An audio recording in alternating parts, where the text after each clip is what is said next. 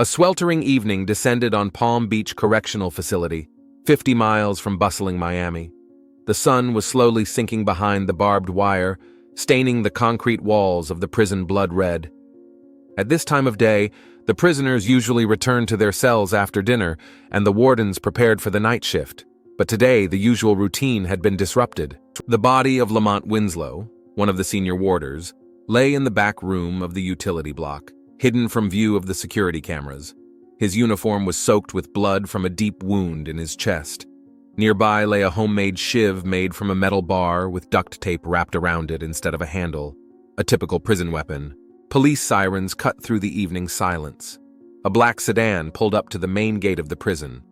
Two men in strict suits got out of the car, despite the humid Florida heat. Miami-Dade homicide detectives Marcus Brooks and Jamal Hampton walked leisurely toward the gate, showing their badges to the guard. Detective Brooks was a tall man with a short haircut, his dark skin glistening with sweat. He'd seen a lot of dead bodies in his 15 years on the force, but each new murder still gave him a deep sense of unease. His partner, Jamal Hampton, was younger, but just as professional. With a notebook in one hand and a pen in the other, he was ready to record every detail of the upcoming investigation. "Damn heat," Brooks muttered, wiping the sweat from his forehead. "I hate going to crime scenes in this weather." "Especially in prison," Hampton said. "You know how many warden murders I've investigated in the last 3 years? 7. And they were all about the same. Carelessness, trust in the prisoners, and the result, a dead body, and another case solved in 2 days. They were met by the warden, Elroy Tanner, a heavy-set man with a stern look and deep wrinkles on his face. His shoulders seemed even broader because of his perfectly pressed uniform, and a weighty bunch of keys hung from his belt, jingling with every step he took. "Detectives," Tanner nodded, not holding out his hand for a handshake. "Follow me." The body was discovered an hour ago. One of the inmates was working in the utility block and noticed blood gushing from under the utility room door. They passed through several prison corridors, each separated by a heavy metal door. The air grew more and more stifling, and with each step, the odor of chlorine, sweat, and something else that could only be described as the smell of years of despair embedded in these walls grew stronger. "Who found the body?" Brooks asked, looking around. "A prisoner named Randall Walker," Tanner answered. "He's doing time for armed robbery, but he's on good behavior here. Works as a janitor in the utility closet." "We'd like to talk to him," Hampton said, making a note in his notebook. "Of course," Tanner nodded. "I've arranged for him to wait in the interrogation room." They reached the utility block, where the forensics team was already at work. Lamont Winslow's body was lying on the floor in an unnatural pose, as if he had tried to crawl away from his attacker in his last moments. The detectives donned gloves and approached the corpse. "It looks like the blow came from the front," Brooks said, leaning over the body. "Looks like he knew his killer and let him get close enough. Or the killer took him by surprise," Hampton suggested. "I don't think so." Brooks shook his head. "Look, there's no sign of a struggle. He didn't expect an attack from this man." One of the CSIs approached them, holding a plastic bag with a shiv in it. "Detectives, preliminary examination indicates that death occurred about 4 hours ago. A single blow, but a very precise one, right through the heart. Whoever did this knew where to hit." "What do we know about the victim?" Brooks asked, turning to the warden. Tanner sighed, crossing his arms over his chest. "Lamont Winslow, 45 years old. Worked here 12 years, the last 4 as senior warden. No special problems, standard reports, good references. He's got a sister in Jacksonville. We already told her what happened." "Was he married? Kids?" Brooks continued. "Divorced, no kids," Tanner replied. "Lived alone in the Miami suburbs. Usually went straight home after his shift. Didn't stay long." "But he was late today," Hampton said. "Why?" "I don't know," Tanner shrugged. "Maybe he had something to do. Sometimes he worked overtime." Brooks scrutinized the warden's face, trying to see if he was telling the truth. In his years as a detective, he'd learned to see the tiniest signs of lying in people's eyes. But Tanner looked genuinely puzzled. "We want to talk to everyone who saw Winslow today," Brooks said. "We'll start with the staff, then move on to the prisoners." "Sure," Tanner nodded. I've assigned you an interrogation room and instructed all staff to cooperate fully. We have a well-established procedure here, detectives. We don't tolerate that within our walls. Whoever killed Winslow must be punished. That's what we're going to do, Brooks assured him. The detectives spent the next 2 hours interviewing the prison staff. Most were neutral about Lamont Winslow. Not the best, but not the worst warden. Strict, but fair. Nothing in particular to shed light on the motive for the murder. Something doesn't add up here, Brooks said when he and Hampton were alone. Usually in cases like this, we already have several suspects. An inmate with a grudge or a prison gang out to show their power.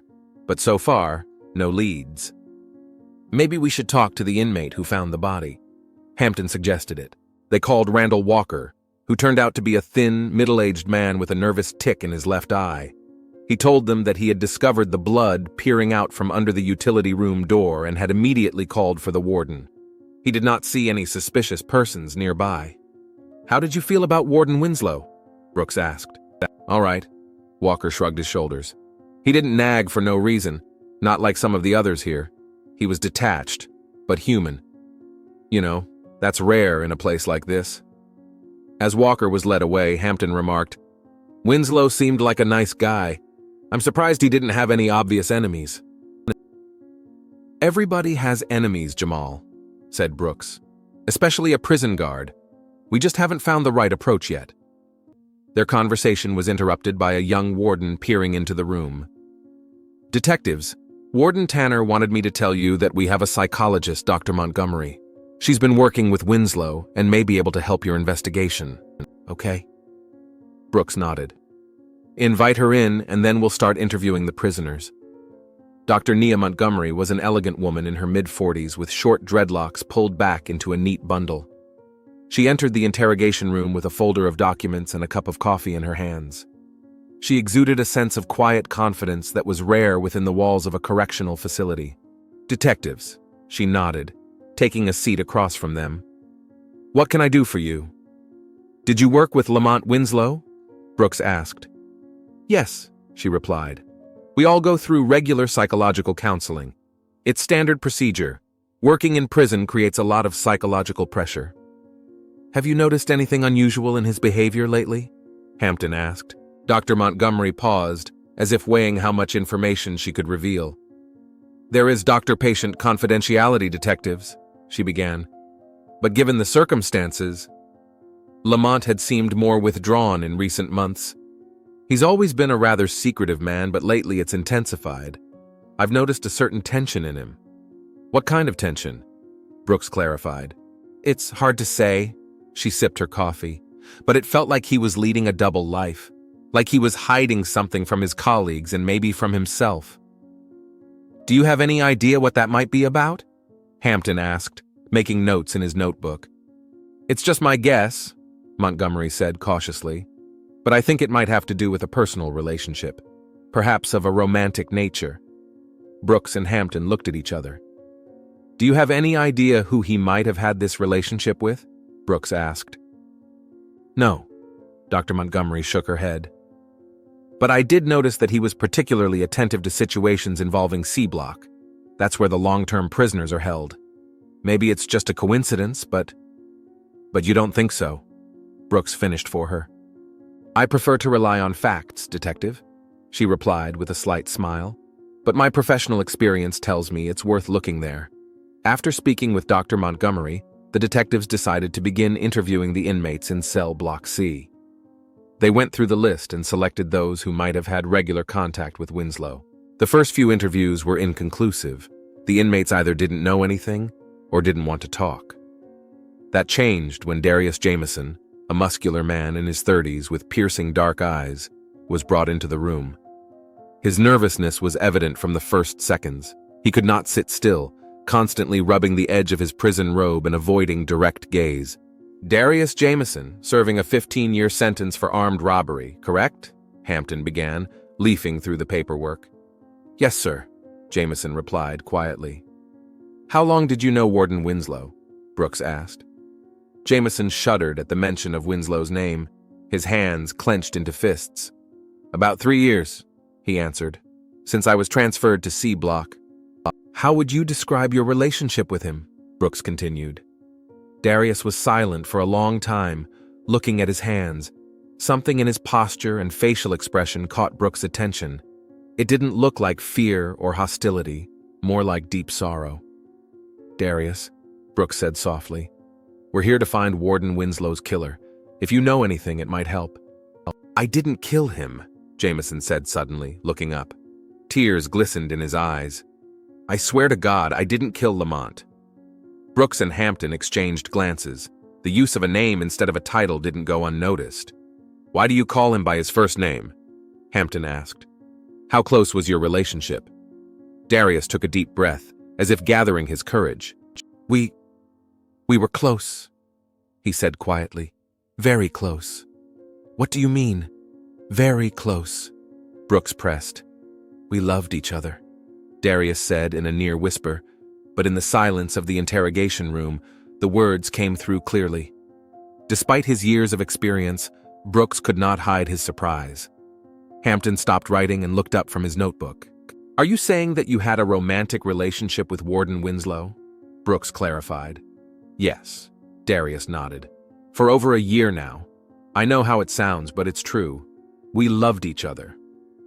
How did your relationship begin? Hampton asked, returning to his notes. It happened gradually. Darius leaned back in his chair, tears finally streaming down his cheeks. Lamont was kinder than most of the wardens. He talked to me like a person, not a number. Sometimes he brought books I asked for. We started talking, getting to know each other, and then it grew into something more. How did you manage to hide the relationship? Brooks asked. Prison isn't the most private place. Lamont was discreet, Darius answered. We used to meet in the back of the cell block during his night shifts. I work in the library and he'd come in, supposedly to get books. And then, in prison, you can find ways to be alone if you know the system. Did anyone know about your relationship? Hampton asked. No, Darius shook his head. At least I haven't told anyone. It would be dangerous for both of us. For him to lose his job, for me to get in trouble with the other prisoners. When was the last time you saw Winslow? Brooks continued. Last night, Darius answered. We saw each other in the library. He was strange. He seemed nervous, said we should be more careful. I thought maybe someone was beginning to suspect something. And where were you between 4 and 6 o'clock this evening? Brooks asked.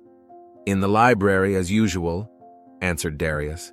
There were 2 other prisoners there and Warden Pearson. They can confirm it. Brooks made a note to check his alibi. Darius, can you think of anyone who might have killed Lamont Winslow? Did he have a conflict with any of the inmates or staff? Darius shook his head, wiping away tears. I don't know. He didn't tell me about any problems. We tried not to discuss prison business when we were together. It was our way of forgetting where we were, if only for a little while. As Darius was led away, Brooks and Hampton were left alone, pondering the information they'd received. Do you believe him? Hampton asked. His grief seems genuine, Brooks replied. Besides, it explains what Dr. Montgomery said about Winslow's double life, but I'm not sure we've heard the whole truth. We'll check his alibi. Hampton nodded. But if he's really innocent, we need to dig further. They decided to speak to Dr. Montgomery again to share the new information. She listened to them without showing much surprise. I suspected something like this, she said. But my professional ethics did not allow me to speculate without good reason. Dr. Montgomery, Brooks began, given this new information, could Winslow have had other similar relationships with the prisoners? She thought for a moment. I can't rule out that possibility. People tend to repeat certain patterns of behavior, especially in relationships. If Winslow crossed that line once with Jameson, he could do it again with someone else. But that's pretty risky behavior, Hampton observed, especially for a man in his position. Risk is often part of the appeal of a forbidden relationship, Montgomery replied. Besides, people with certain psychological traits may seek validation of their power or importance through multiple romantic relationships. Can you think of anyone else who might have had a relationship with Winslow? Brooks asked. I can't point to a specific person, Montgomery shook her head. But I would suggest looking at those who might have had regular access to the utility block. and perhaps those who are displaying an unusual emotional state today. Following the psychologist's advice, the detectives requested lists of inmates with access to the utility block, as well as surveillance footage from the last 24 hours. Unfortunately, there were no cameras in the utility room itself, where the body had been found, a security blind spot that the killer had probably taken advantage of. Among the footage, they noticed an inmate who had passed by the utility room several times shortly before the estimated time of the murder. He was Tyrone Prescott, a tall, lean man with long arms and a tense gait. His paperwork showed he was serving a 20-year sentence for second-degree murder and had already spent more than 6 years in prison. "Let's go talk to him," Brooks said, studying Prescott's file. When Tyrone was brought in for questioning, the detectives immediately noticed his nervousness. Unlike Darius, whose grief seemed genuine, Prescott looked tense and wary. His eyes raced around the room and his hands were clasped tightly in front of him. "Tyrone Prescott," Brooks began, "did you know Warden Lamont Winslow?" "Like everyone else here," Tyrone shrugged. "He was a warden, I was a prisoner, nothing special." "That's odd," Hampton said, reviewing the footage, "because the cameras show that you were in the vicinity of the cell block where Winslow was killed today." Prescott tensed even more, his gaze hardening. "I have a job in the hallway. I help with the cleanup. No wonder I'm there." "Where were you between 4 and 6 o'clock tonight?" Brooks asked. "In my cell," Prescott answered quickly. "You can ask anybody." "The trouble is," said Brooks slowly, "the camera in the corridor shows you near the utility block at about 5 o'clock, and that's the last time Winslow was in the camera's lens alive." Tyrone remained silent, clenching and unclenching his fists. "Listen, Prescott," Brooks continued, leaning forward. "We know that Winslow had a special relationship with some of the inmates. We have a witness who confirmed it. I think you had a certain relationship with him too, don't you?" The silence of the interrogation room pressed down on those present. The metal table created a cold barrier between Tyrone and the detectives. The slanting rays of the evening sun streamed through the small window in the ceiling, creating dusty paths in the air. From somewhere in the distance came the muffled clanking of prison doors and the monotonous hum of the ventilation system, the usual sounds of a penal colony to which Prescott had long since grown accustomed. Tyrone's face contorted, as if something inside him had broken. A mixture of anger and pain was reflected in his eyes, dark, almost black, with the edges reddened with fatigue. His lean but muscular hands, covered with old scars, clenched into fists so tight that his knuckles turned white. "What did Darius tell you?" he asked, suddenly, slamming his fist down on the table so hard that the sheets of paper in Hampton's folder bounced. "What did that son of a bitch tell you?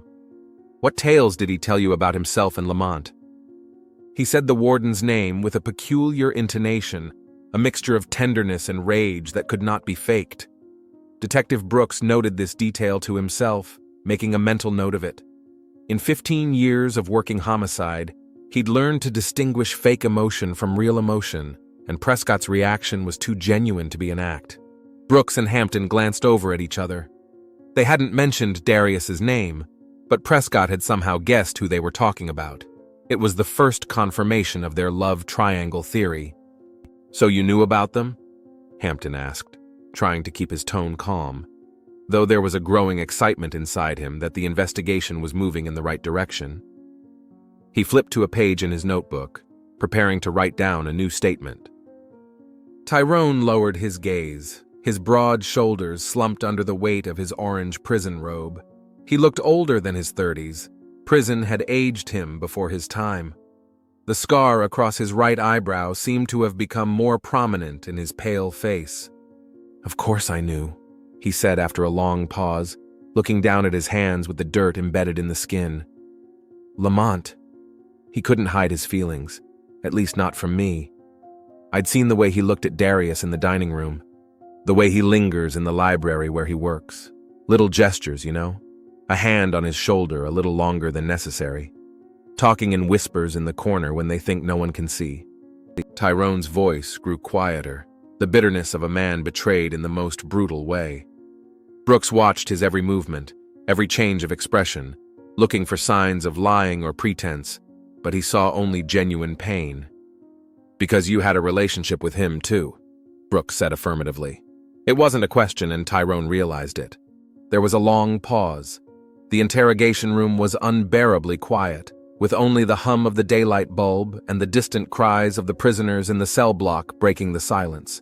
Somewhere in the corridor, a service dog barked, its ringing voice echoing off the concrete walls. Tyrone looked up slowly, his eyes no longer challenging, just tired, and something akin to the restrained despair familiar to anyone who had spent enough time behind bars.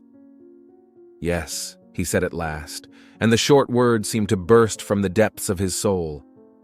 "We had a relationship, for almost 8 months." He swallowed, and the apple of his skinny neck twitched. His fingers began to unconsciously rub the edge of his robe, as if seeking support in that mechanical movement. "And you knew about Darius?" Hampton asked, continuing to make notes in his notebook. The pen squeaked across the paper, making brief but precise notes. "Not right away," Tyrone grinned bitterly, a shadow running across his face, making his features even sharper. "Lamont was careful. He was good at separating us by time and place. But in a place like this, it's impossible to keep secrets for long. The walls here have eyes and ears." He leaned back in his chair, and the metal handcuffs clinked against the table. I began to notice the glances between them, the way he lingered in the library. Little things, you know? The way Darius talked about him, with that special glint in his eyes. And then one day I followed them. Tyrone paused, his jaw tense, jowls playing under his skin. "Saw how they—" he stammered, swallowed the lump in his throat. "Anyway, I figured it out. They were in the utility closet, in the very back room where he was later." He didn't finish the sentence, but the detectives didn't have to explain. "And how did you react?" Brooks asked, scrutinizing the expression on the prisoner's face. Every emotion, every gesture could give clues to what had happened. "At first I was furious," Tyrone admitted, his eyes darkening with the memory. "I felt betrayed, used. You see, prison changes a man. It takes away everything you have, including your dignity. I had nothing left but the belief that Lamont really felt what he said he felt for me. And it turned out I was just one of many." He ran his hand through his short-cropped hair, and the detectives noticed that his fingers trembled slightly. "Lamont swore he loved me, that I was special. And it turned out he had at least 2 of those special people. Maybe more. Who knows?" "Did you kill him?" Brooks asked bluntly, looking straight into Tyrone's eyes. The silence that followed that question seemed almost palpable. A bird flew past the window, its shadow flickering on the wall of the interrogation room, a fleeting reminder of the freedom Prescott would never have again, regardless of whether he answered that question. Prescott straightened abruptly, his face stony. The mask of despair was replaced by an expression of wariness and restraint. "No," he answered firmly, almost hostilely. "I did not kill him, but you had a motive," Hampton remarked, tapping his pen on his notebook. "Jealousy, betrayal, strong emotions that often lead to violence." "Half this prison has motives to kill the warden," Tyrone snapped, crossing his arms over his chest in a defensive gesture. "That doesn't mean any of us did it. Maybe he had a problem with someone on the outside. Maybe a gambling debt or something. I don't know, and I don't care." The last word sounded false even to his own ears. Brooks noticed the corner of Tyrone's mouth quiver at the mention of Winslow's death, a fleeting display of emotion he couldn't control. "Where were you between 4 and 6 o'clock this evening?" Brooks asked, leaning back in his chair and giving the impression that he wasn't very interested in the answer.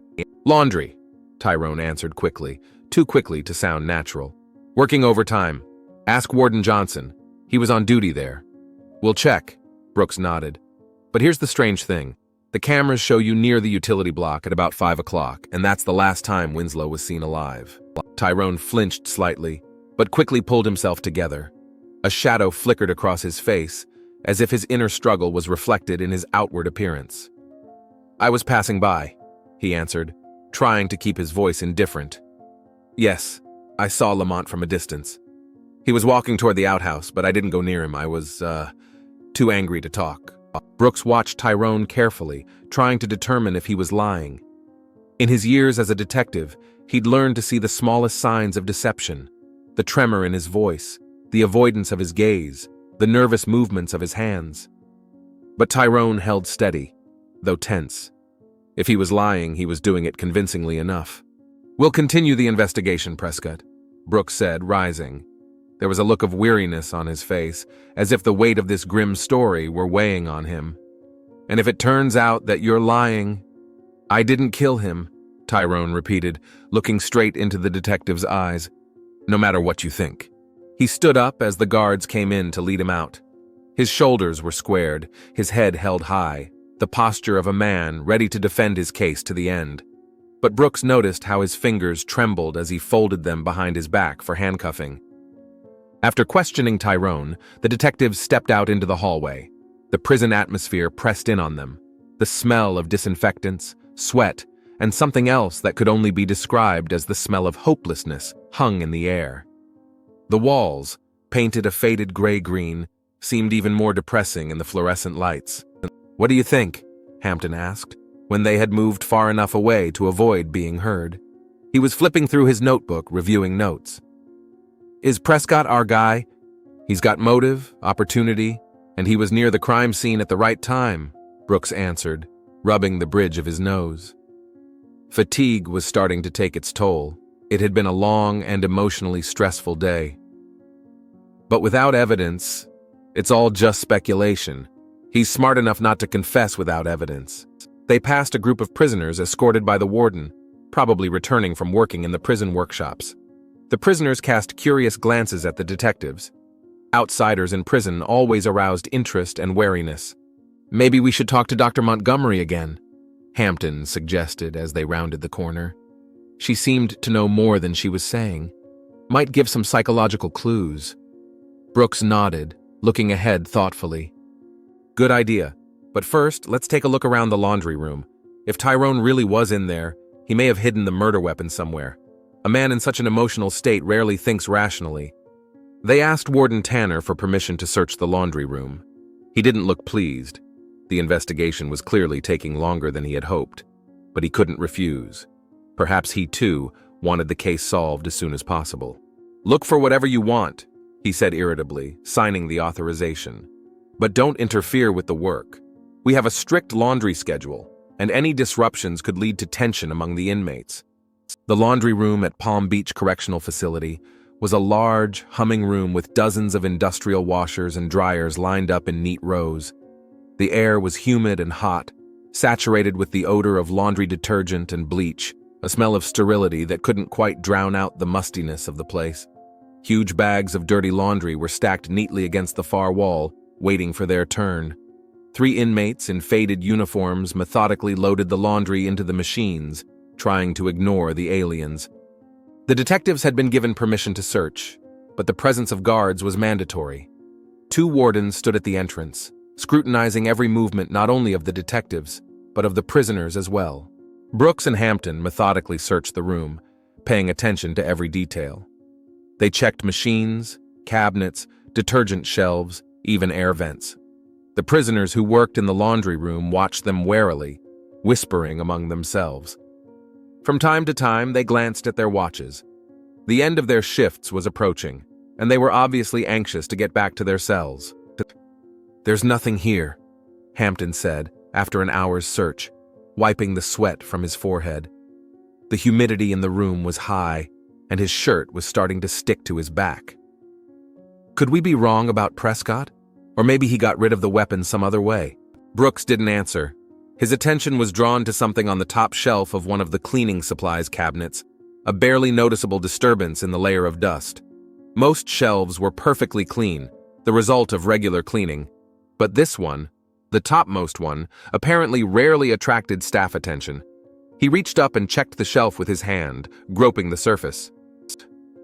"Hand me a chair," he asked Hampton, not taking his eyes off his discovery. Hampton, guessing that his partner had noticed something, quickly pulled up a metal chair from the nearest workstation. The prisoners watching the scene exchanged anxious glances. Standing up on the chair, Brooks was able to get a better look at the shelf. In the far corner, behind a stack of old, faded sheets, he noticed a small gap in the wood paneling that formed the back wall of the shelf. The slit was barely noticeable, but to the detective's experienced eye, it was a clear sign of a hiding place. Carefully pulling back the sheets, he found that the panel could be pushed aside. "Bingo," Brooks said quietly, pulling a small plastic bag from the hiding place. Inside lay a shiv, a primitive but effective weapon made from a piece of metal with duct tape wrapped around one end to form a handle. The blade had been thoroughly cleaned, but the hilt, sheathed in black duct tape, could still bear imprints. The weapon matched Winslow's wound in type and size. Brooks carefully climbed down from the chair, holding the bag so as not to disturb any possible marks. "Call forensics," he said to Hampton, showing the find. "We need to check this for prints and traces of blood, and have them bring Prescott in for a second interrogation." One of the prisoners watching the search suddenly turned pale and turned away, pretending to be fully absorbed in his work. Brooks noticed this reaction and approached him. "Do you know anything about this?" he asked, holding the shiv bag at a safe distance. The prisoner, a lean black man with a nervous tic in his left eye, shook his head uncertainly. "No, sir. I don't know anything. I just work here and try to stay out of other people's business." "What's your name?" Brooks asked. "Marcus Wheatley, sir," the prisoner answered, still avoiding a direct look. "All right, Marcus," Brooks said calmly. "If you remember anything important, let us know. Sometimes helping the investigation can have a positive effect on your sentence." Marcus nodded uncertainly, but it was clear from his face that he would prefer to stay out of this case. Forensics arrived within the hour and took the find for analysis. Preliminary examination showed that there were indeed partial fingerprints on the handle, albeit smudged ones. A laboratory examination was required to determine if they belonged to Tyrone Prescott. Samples were also taken to test for traces of blood that may have been left at the junction of blade and hilt, despite attempts to clean the weapon. "We'll have to wait for the results," Hampton said as they left the laundry room. It was considerably cooler in the corridor, and after the humid heat of the laundry room, it felt especially pleasant. "It may take a day or two." "We don't have 2 days." Brooks shook his head, looking at his watch. It was almost 7 o'clock in the evening, and they had spent almost the whole day in jail. "Let's try to put pressure on Prescott. Say we have prints, see how he reacts. Sometimes bluffing is the fastest way to the truth." "Bluff?" Hampton raised an eyebrow, looking skeptically at his partner. "It's risky. If he realizes we're bluffing, he could shut down completely." "Sometimes the risk is worth it," Brooks replied, heading toward the interrogation room. "Besides, I have a feeling we're on the right track. This guy is carrying a heavy load, and part of him wants to get rid of it." Tyrone Prescott was already waiting for them in the interrogation room.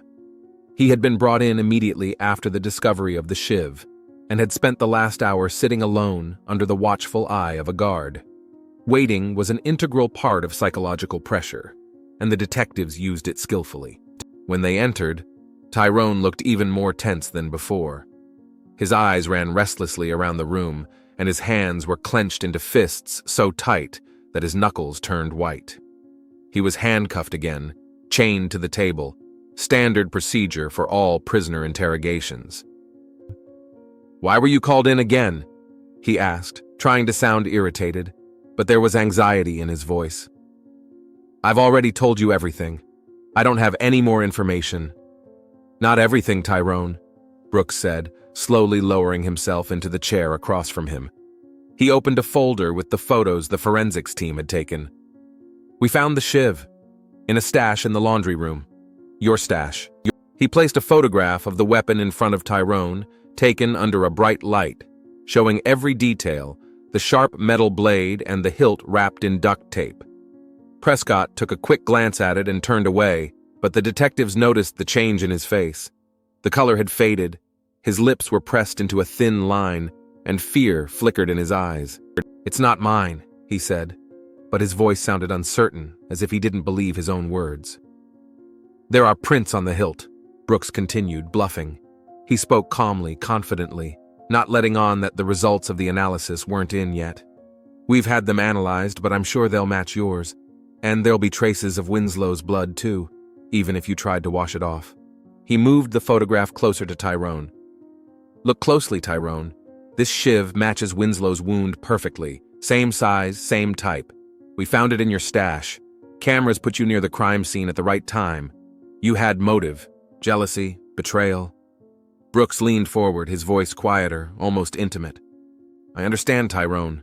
I really do. The man you loved betrayed you, played with your feelings, Anyone would be angry. Tyrone's face reflected his inner struggle.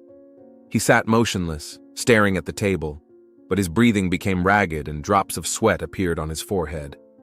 The detectives were silent, giving him time to comprehend the situation, to realize the hopelessness of his situation. "You don't understand anything," Tyrone finally whispered, not looking up. "Then explain it to us," Hampton suggested, entering the conversation for the first time. His voice was softer than Brooks's, creating a contrast of good cop, bad cop, a classic interrogation technique. "Tell the whole truth. Maybe it will help you." Tyrone looked up, a mixture of desperation and determination in his eyes, as if he'd made some important decision. "I didn't mean to kill him," he said quietly, and the words sounded like a release from a heavy burden. "I just wanted to talk." Brooks felt the tension in the room ease a little. The confession had been made, now it was left to find out the details. "Tell us what happened," he suggested softly. "From the beginning." And Tyrone began to tell. His words flowed like a dam bursting. How he had fallen in love with Lamont Winslow, the warden who saw him as a man, not just a number. About how their relationship began, first secret glances, then conversations, then something more. About the 8 months. And Tyrone began to tell. His words poured out like a dam bursting.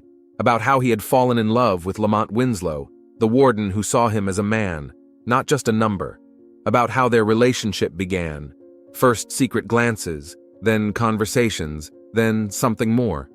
About 8 months of happiness, as happy as you can ever be in prison. And then about how he'd found out about Darius, and possibly the other inmates. About his rage and pain and frustration.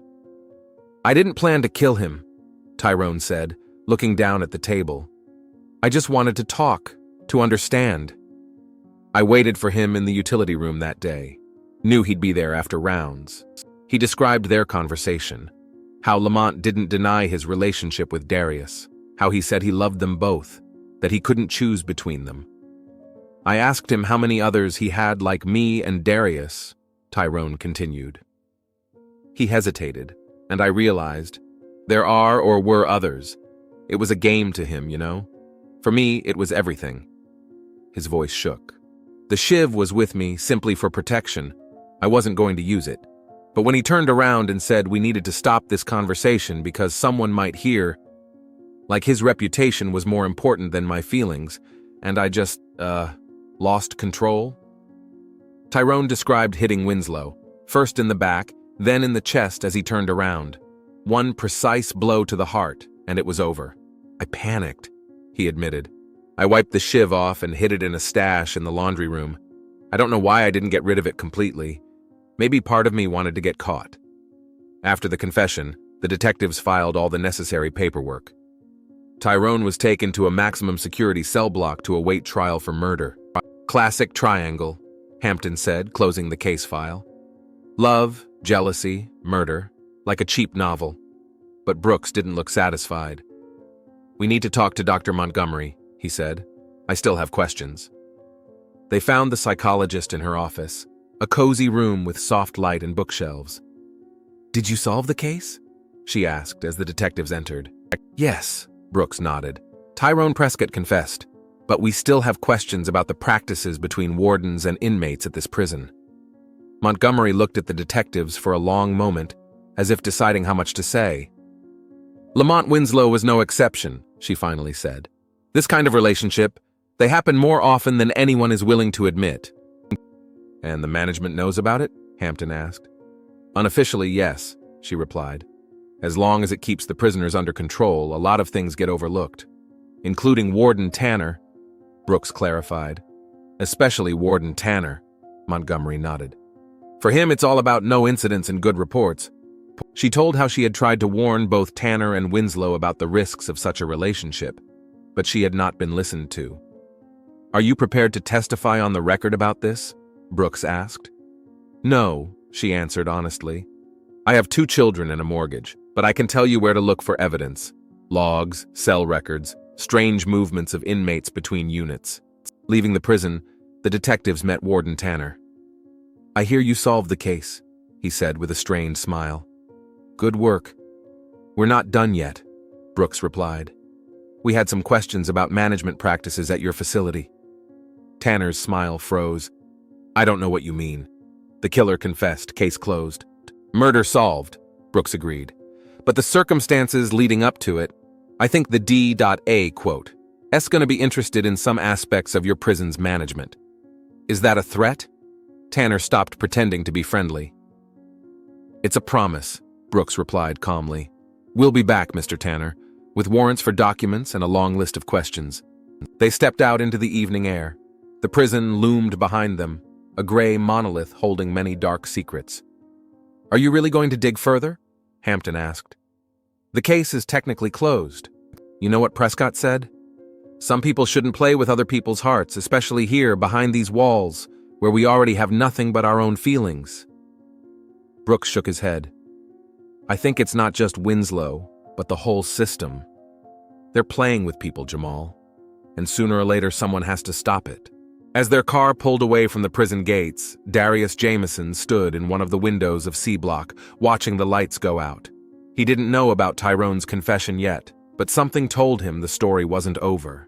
And in his office, Chief Tanner was frantically going through documents, deciding which ones to destroy first.